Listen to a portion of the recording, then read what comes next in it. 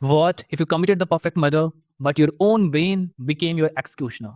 In 1866, Fyodor Dostoevsky wrote a story so dark and psychologically terrifying that it changed literature forever. Meet Rodion Raskolnikov, starving, broke, genius. He invents a dangerous belief that the world is split into ordinary citizens who follow rules and extraordinary men like Napoleon who have the right to spill blood if it moves humanity forward. To prove he's a genius and not a nobody, he decides to test his theory on an old, greedy pawnbroker. He sneaks into her apartment, he raises the axe, one blow, she dies.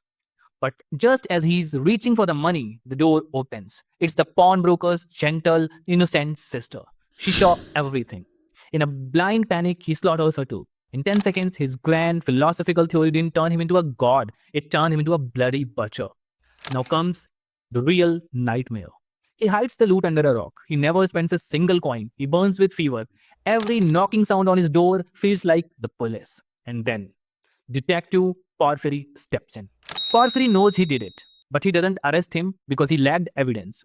Instead, he sits across from Raskolnikov drinking tea, smiling and subtly picking apart his murderer's psychology. He lets Raskolnikov's own paranoia slowly eat him alive. Enters Sonia, a young woman forced into poverty, yet pure of heart. Raskolnikov breaks down and confesses to her.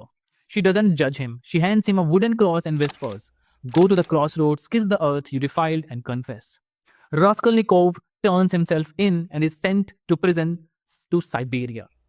But his real prison wasn't the snow, it was his own mind. Because Dostoevsky's ultimate warning is simple: you can outsmart the law, but you can never run from your own conscience. Crime and punishment isn't about whether Raskolnikov will be caught. Instead, it is about whether he will confess or not. If you have read the novel, do let me know in the comments. And if you haven't read it yet, please read it. It is one of the most classical novels ever written in English literature.